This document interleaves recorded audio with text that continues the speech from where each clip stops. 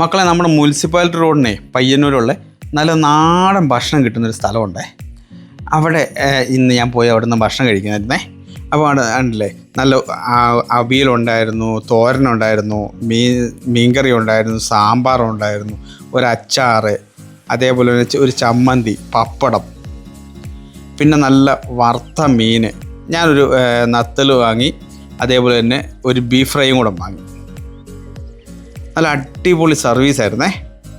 നല്ല നല്ല ക്രിസ്പി ആയിരിക്കുന്ന മീനൊക്കെയായിരുന്നു. നല്ല അടിപൊളിയായിരുന്നു. അവിടുത്തെ ആൾക്കാരുടെ തിരക്ക് കണ്ടോ. ഞാൻ പോയ സമയം ഏകദേശം ഒരു 1:30 മണിയായി.